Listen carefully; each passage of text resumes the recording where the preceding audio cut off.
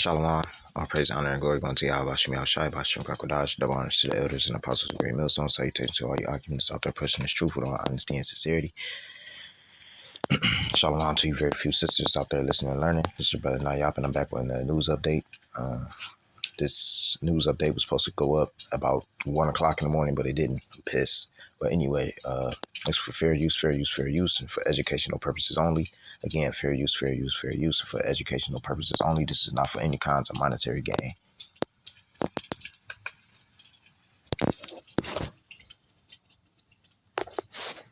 Israel has killed prominent Al Jazeera journalist Anas Sharif alongside 4 of his colleagues in Gaza.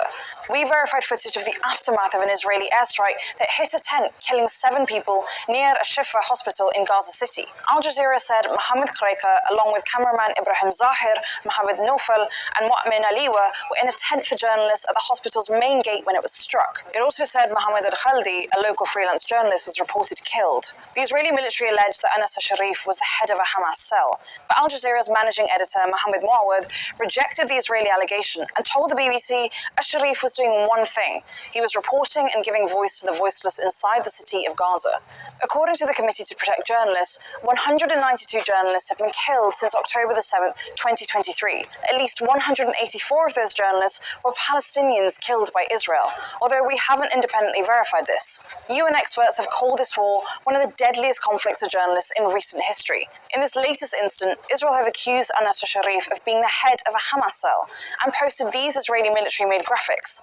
It says these include personnel rosters, lists of terrorist training courses, phone directories, and salary documents. But only screenshots of spreadsheets apparently listing Hamas operatives, a purported injuries to Hamas operatives document, and a section of an alleged phone directory for the armed group were released. We've asked the Israeli military for the original documents, but they haven't yet provided them, so we can't independently verify them. The BBC also understands Sharif worked for a Hamas media team in Gaza before the current conflict. And the Israeli military haven't provided any explanation so far for the killing of the other 4 Al Jazeera journalists. The UK government has called for an independent investigation into the killing of Sharif and his colleagues and said Israel should ensure journalists can work safely and report without fear.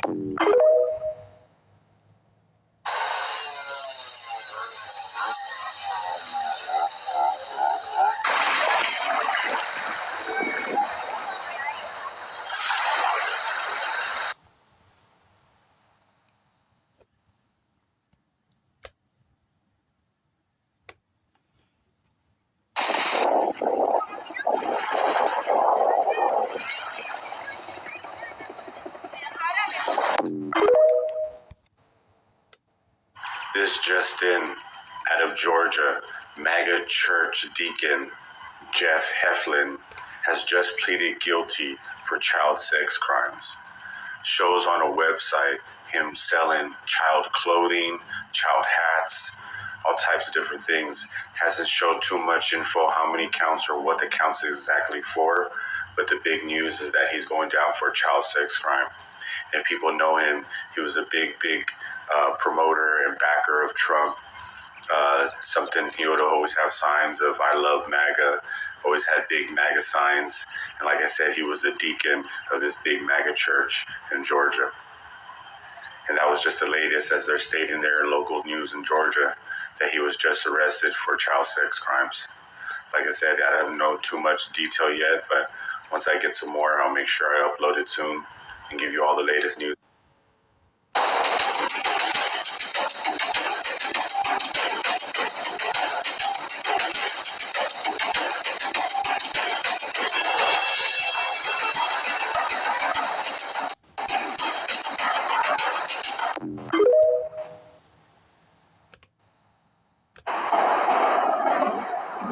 I'm going to say this one time real loud with my full chest, so go ahead and hear me out on this one. If working is mandatory, if labor is something we are required to do in order to prove we deserve our existence, if we have no choice but to choose an occupation whether or not we want it, if you are forcing me to sell my body to do somebody else's labor and telling me I have no other choice and neither does anyone else, you shouldn't have any other choice but to give us a roof over our heads, food for our stomachs, and whatever else we need to survive. If you want us to be forced to work, but do not want to guarantee life necessities, that is slavery, you fuckwad! This country loves slavery, they just rebranded it. And don't tell me to leave, I would if I had the fucking money, but that's the whole point of this system, you dumb fucks! Fuck this country!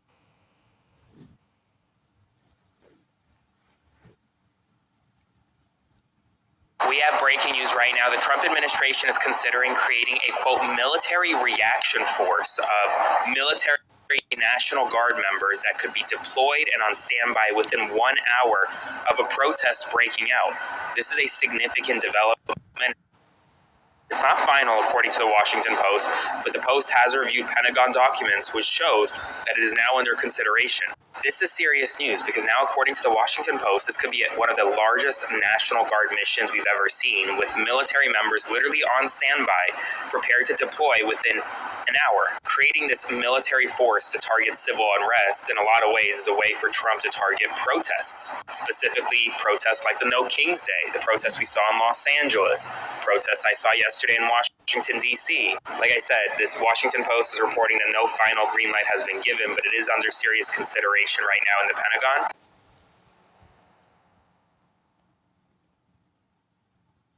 As always, spread the word. I'll do a homeless individuals will be given the option to leave their encampment, to be taken to a homeless shelter, to be offered addiction or mental health services, and if they refuse, they will be susceptible to fines or to jail time. Again, these are pre-existing laws that are already on the books. They have not been enforced, which is part of the reason for this nationalizing of the federalizing of the National Guard, to bring in this assistance for law enforcement. While we are targeting criminals and trying to remove criminals off of the streets, we also want to make DC safe and beautiful, and that involves removing mentally disturbed individuals and homeless encampments as well. Well, breaking, fuck the news. I read this article this morning, and I realized democracy is dead. Freedoms are dead. We're moving to a new world order in the United States. And it is what it is. That isn't fear-mongering. That isn't a fear-mongering statement. And when I read this article, maybe you'll finally understand. U.S. Immigration and Customs Enforcement, ICE, plans to use an eye-scanning biometric system according to new documents. Procurement documents published on Wednesday show that the agency is seeking to buy access to a service called IRIS, which describes itself as a national web-based iris biometric network. President Donald Trump's administration has intensified efforts to remove undocumented migrants in keeping with President Trump's hardline mass deportation policy. The White House has maintained anyone residing in the United States illegally is a criminal. ICE has faced intense scrutiny over its conduct, becoming a focal point in the national immigration debate. The documents reflect federal agencies' increasing reliance on sophisticated biometric systems to verify identities in the field, with technologies offering rapid verification capabilities to support enforcement and removal operations.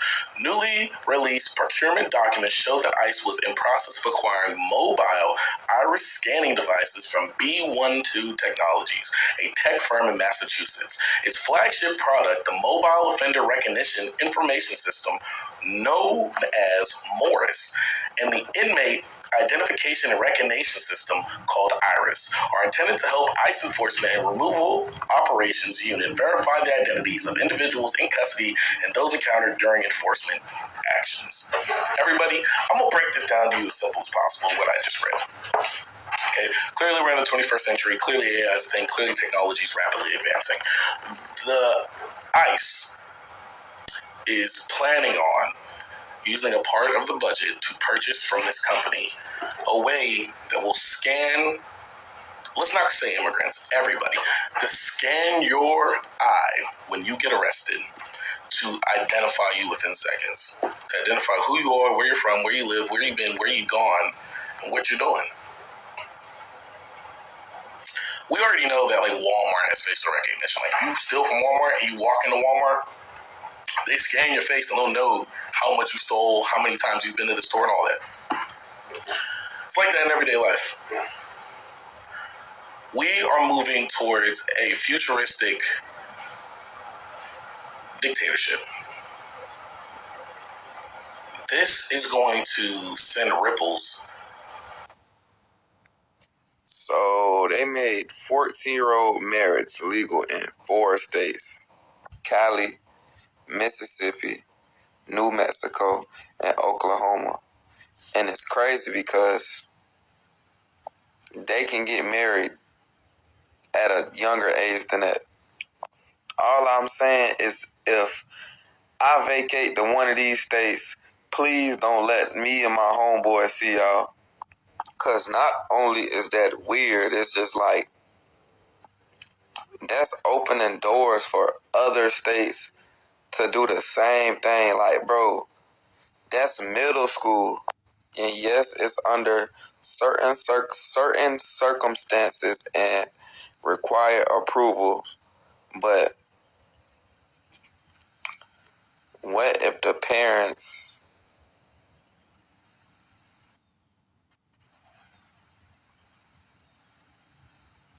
they not right either? Y'all think that this is just opening new doors for those certain people? It's gonna be some arranged marriages. Same thing with the capital. If our capital's dirty, our whole country is dirty.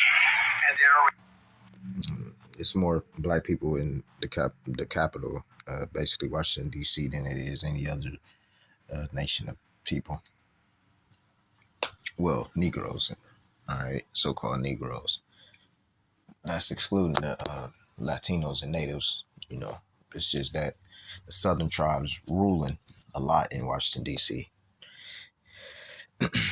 All right, it's a lot of Jakes out there, so they like, man, if the capital is dirty, that means the whole thing is dirty. This is sending a message to basically, that we know these ICE agents and FBI, DEA, it's not only it's going to be in Washington, but we're going to spread it to every single state there is in America. So that's what this message means. That 6 seconds can give you a whole lesson. the capital. If our capital's dirty, our whole country is dirty. With that breaking news in Cheltenham, where police are on the scene of an armored car heist. This happened just a few hours ago near the intersection of Old York Road and Cheltenham Avenue. The suspects reportedly made off with more than $500,000. Action News reporter Walter Perez is live at the scene with new information on what we know right now. Walter.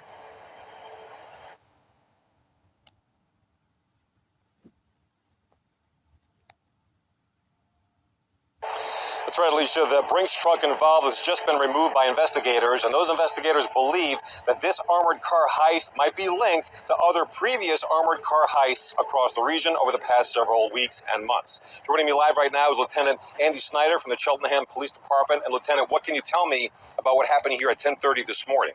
So about 10:30 this morning, we received a 911 call about a robbery that just occurred of an armored car that had just made a delivery here at the H Mart at Cheltenham Avenue and Old York Road in the Elkins Park section of Cheltenham.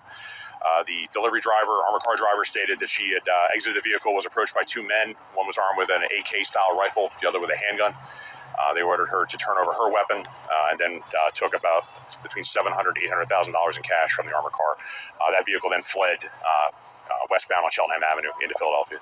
And there's reason to believe, as I mentioned, that this might be linked to other similar robberies. Yeah, we've had other robberies in the area over the last couple of months, and the MO matches of the other similar robberies that we're investigating as possibly being tied to those incidents as well.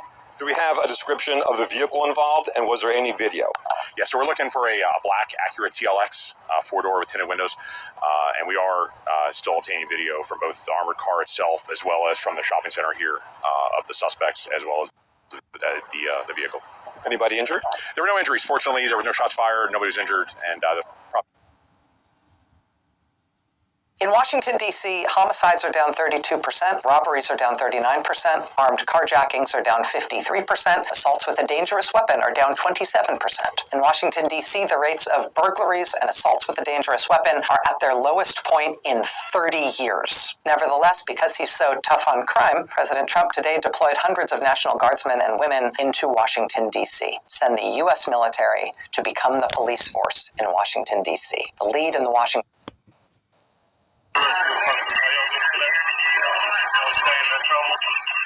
You got your ID on you, shit? Well, no, I live right here. Okay, cool. And a cigarette. Did y'all get a call or something right here? No, so we're doing checks, keeping everybody safe down here, right? Have you heard of the federal surge that Donald Trump's putting out?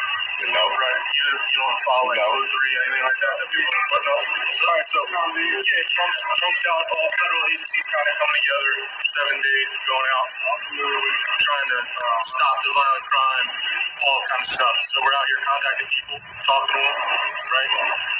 Quality of life defense is smoking and drinking in public, right? It can't happen outside, right? Most people know that. So we're contacting people, trying to advise them of the law so they learn, right? And then if there's other stuff going on where it turns into there's multiple agencies, there's shooting and things like that. There's extra hands as well, right? So we're just out here trying to inform people and educate people. It's not like we're trying to just go grab people and ruin someone's life over a joint or something like that, all right? I only asked because when you woke up, at the moment you woke up, you only had eggs. Yeah, well, it smelled like the odor of marijuana, burnt marijuana in the air, right? And you're the only guy that had something lit in your hand, and I didn't flash like you, so I didn't realize it was just a cigarette. So that's on me. I appreciate you understanding and not getting chippy. All right, so just know, right? Learn, teach, tell your boys, like, yo, everybody's out. From FBI to police. So do your thing, let them know. Don't be smoking outside, don't be drinking outside. Because Donald Trump is tired of it. People come to this. I didn't know that. You didn't know smoking in public? Yeah, I didn't know that. Yeah, the rest of the world. Maryland is recreational use, so I didn't know. Yeah, so DC is recreational use as well, right? Like, you can legally possess up to 2 ounces. You can gift an ounce to your boy, right? So if you had 2 ounces and he said he needed a zip, you can give him a zip. But you can't smoke outside. Yeah, and people are not happy. Look at these comments in this video. These people could band together to get the Epstein files for us instead of harassing the locals. Pure waste of time, money, and resources. Don't drink outside of your house since when? Welcome to the Gestapo force. But you can essentially put on like an Oculus and it can you can play a video game. And it can read your thoughts. You don't have to speak to it. It's reading your mind. For example, there's a video of a young lady. She's playing a game and she's casting a spell. The device is reading her thoughts and putting it into the spell or into the game. She never speaks a word. Neuralink, they can do this with the implants to correct Parkinson's, and they show how this is being done from a medical viewpoint. That's needed because those people have spinal cord damage, brain damage in some ways. So with the wearable devices, for the people who do not have damage, it's able to be on the same frequency as our thought processes, the electromagnetic frequencies. Essentially operating off of an EEG, but the EEG is not needed. Do we really know how advanced that is at this point? It's highly advanced. It's very popular in other nations outside of the United States. They've been doing extensive studies on this for years, so we just don't hear much about it in the United States. Apple is coming out with some devices that are wearables, and they require something a little bit different, but this technology is coming out with the 6G, where our phones will be able to interact with our frequencies. Hi, my name is Taylor. I drove from Missouri to Alligator, Alcatraz, and I made a bunch of connections there while I was there. And we are hearing from detainees who are communicating with their family members that for the past 48 hours, they have been moving people en masse very quickly. People are watching the cages next to them be completely emptied. They're moving hundreds of people at once, and we were trying to figure out why. And they were told today that the facility is closing. We don't know why. We don't know if it's temporary, but people are being scattered across detention facilities across the country. We don't know what's happening to them. They haven't even had the opportunity to have access to legal services yet. I don't know how to track them. They're not showing up on the ICE locator. There's nobody to call. I don't know how to help them. We need help. And we don't know what's going on.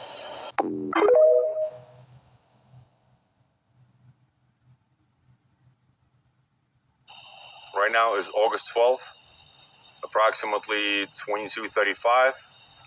And this is what I am observing. This object has been floating like this for the past few minutes. It started, based on the screen, 2-3 inches higher, and it was much, much brighter, and now it is descending with a very interesting pattern.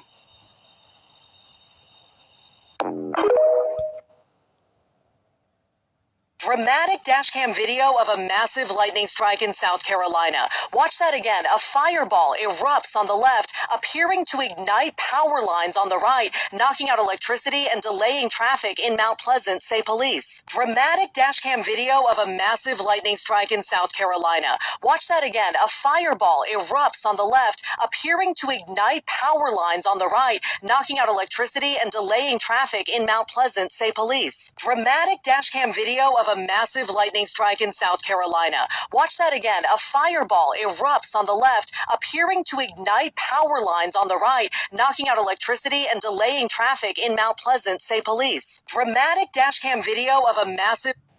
Los ovnis. Capibara, ahí está el ovni, güey, vigilándote. ¿Qué? Allá arriba en el... Una nave disfrazada de ovni. No, acá, zorra. A ese lado. ¿Ya viste? Simón, y sí es cierto. Ahí me pasan la foto, güey. Sobre. A mí también. Porque eso no agarra. Es de buena.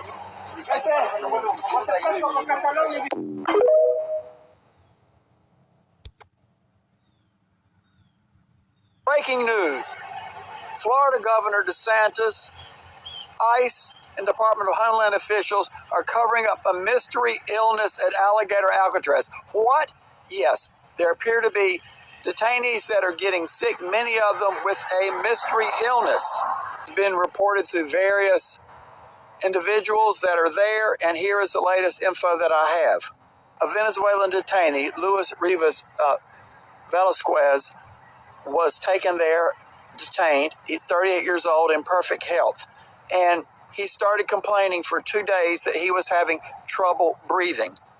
And the guards just laughed at him, and they denied him medical attention, medical care. It continued to get worse until he actually passed out and basically collapsed. What?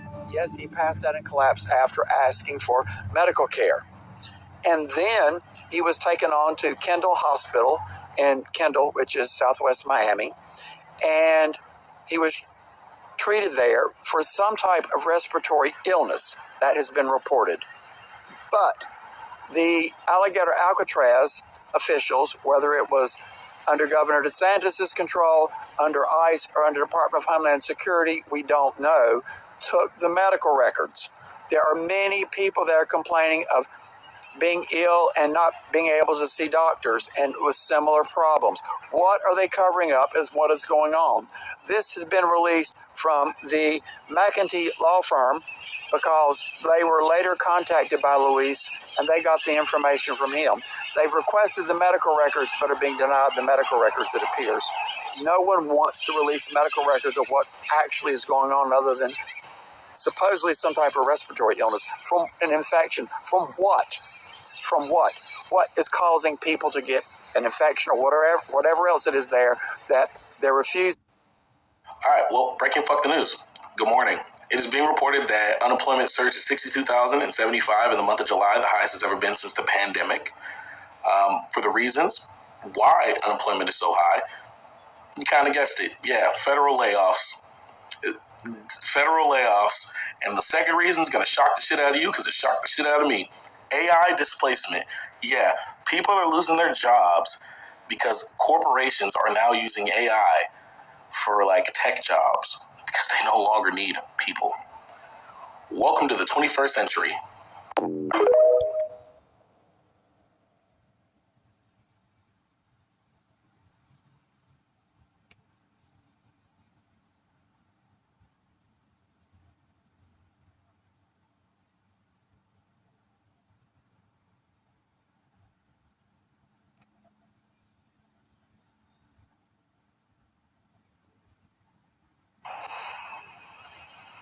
So that thing is descending very slowly. Let's zoom in a little. I am not sure what that is.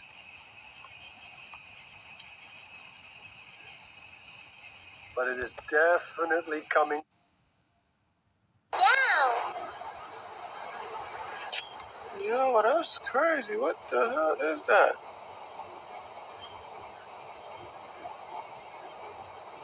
Why is it going down? Why is it going down? Is that like a meteor passing over the earth or something? America, we could potentially have a massive problem. The EPA has just issued a drinking water warning to millions of customers. So the Environmental Protection Agency has issued a critical warning about widespread cybersecurity vulnerabilities in the nation's drinking water systems, which could affect millions of Americans. On November 13th, the EPA's Office of Inspector General published a report that assessed 1,062 public drinking water systems, which serve about 193 million people. Now, this report identified 97 systems supplying water to 26.6 million customers with critical or high-risk cybersecurity vulnerabilities. An additional 211 systems serving 82.7 million people were found to have medium to low-risk vulnerabilities. Either way, not good. So the agency has long-standing concerns with cybersecurity-related threats and vulnerabilities facing the water sector. Now, the assessment analyzed more than 75,000 IP addresses and 14,400 web domains, focusing on systems serving populations of 50,000 or more. The vulnerabilities stem from inadequate risk assessments and poor security practices. The report said issues include failure to change default passwords, use of single logins for all staff, and not removing access for former employees. But first, I became obsessed, and I started doing this in every aisle of the grocery store, coloring in which colors, which items on the shelves were owned by the general mega corporate blob, and which ones were founder and family owned, etc. I did shampoo and deodorant and baby food, and I found out that some aisles are even worse than the tampon aisle. There are plenty of aisles in your grocery store where every single option is owned by the same singular mega corporate mass of just banker money. It's not just BlackRock. There's a whole rabbit hole that we're about to go down. But for example, the shampoo aisle at Target. To this day, it's probably my most viral video ever. There are whole aisles at Target where every single product is sold to you by the same bankers. And a bunch of these shampoos and conditioners are in class action lawsuits for causing hair loss. And one even faced accusations for making people's hair catch on fire. That's a true story. You can look it up. Those very same companies, though, they market hair regrowth products right there in the same aisle from the same company. Problem, solution. Baby food and baby formula was even worse, because not only are there entire grocery stores where your only options are all owned by the same banking money black hole, but then I discovered this report written by the House Oversight Committee about toxic heavy metals in baby food, featuring all the brands that I had just been researching in the baby food aisle, because all of these brands that are featured in this report were the ones owned by the banking cartel megacorporations. There were way too many messed up findings in the report to cover them all here. And I would say that you should go find this report for yourself, but when I was getting ready for this video and checked back in on this report, it had been mysteriously taken down off of the government site where it had been hosted. So it's kind of weird. You can probably go find it on archive.org though, I would imagine. But just to give a summary, the report lists levels of various heavy metals that were determined by the FDA to be acceptable in food products. And then it goes on to say, quote, the test results of baby foods and their ingredients eclipse those levels, including results up to 91 times the arsenic level, up to 177 times the lead level, up to 69 times the cadmium level, and up to 5 times the mercury level. As in, yeah, you are reading that correctly. Some of these baby foods were testing at 177 times the acceptable level of lead in baby food. Not 177%, 177 times. That is 17,700% the legal limit of lead in baby food. And we wonder why we have a chronic disease epidemic. This is in the baby food, folks. It's babies. It's not even the regular food. But I didn't stop there. I looked up everything from detergent to cereal. Remember, colored in red means it's owned by the same banking cartel, most notably BlackRock and Vanguard and State Street. We'll get to that in just a minute. I did sauces, ice cream, dressings. Some types of products had more variety than others. Some aisles had a lot of family and founder-owned brands to choose from. But in the end, you start to realize what many of us all already kind of know, but have never quite visualized. All of our abundance, all of our foods and drinks and soaps and lotions, everything else. Thousands and thousands of brands to choose from. But it's actually all owned by just a handful of mega corporations. And now this is where we peel back the next layer of the onion. Because if you wanted to know who owns any given product, like say Hidden Valley Ranch dressing, which is one of my favorite examples, you can search that on the internet for yourself. This is what I was doing for every single product on those grocery store aisle shelves, and it took forever. So you search that, and you'll find out that Clorox owns Hidden Valley Ranch dressing, which is a bit alarming and not exactly what you were probably hoping to find. And notice that this is old news, too. Clorox acquired Hidden Valley Ranch in 1972. They've been making the ranch since before most of you were born. But then, the inquisitive mind might ask, who owns Clorox? And the answer is that Clorox is a publicly traded company. I like to call it a mega corporation, but it just means that they sell shares and your finance bro buddy on Wall Street Bets can YOLO his fat bag into the stock and hope it goes to the moon. And this means that Clorox is owned by its shareholders. So, who are these shareholders? If you want to know who owns a public company like Clorox, the phrase you need to search for is institutional ownership. Because while your buddy who trolls Wall Street Bets for the next short squeeze might be able to buy some shares, he's really just a tiny little germ compared to the big boys, the banks. So you're looking for the top institutional shareholders. And for Clorox, it's all these guys. Vanguard, BlackRock, State Street, Geode Capital Management, Morgan Stanley, FMR is Fidelity, Stifel Financial Corporation, they're not a common one, Citadel Advisors, Royal Bank of Canada, Champlain Investment Partners, LLC. Collectively, just quick math, looks like these top 10 owners collectively own about 35% of the company. And that's pretty typical. The more of this research you do, the more you realize that these sheets always seem to look the same. Dave's Killer Bread, not owned by Dave. Sorry, it was bought by Flowers Foods, a mega corporation, and they're owned by Vanguard, BlackRock, and State Street, plus a bunch of banks and fund managers. General Mills, JP Morgan, Norfolk Southern, American Waterworks, top owners, Vanguard, BlackRock, and State Street, highlighted in red, plus all the banks and financial institutions and investment firms making up the rest of the lists. You start looking at entire industries. Down go all praise, honor, and glory to Yahweh Bashim Yahshai, Bashim Kakwadash. Till next time, Shalom.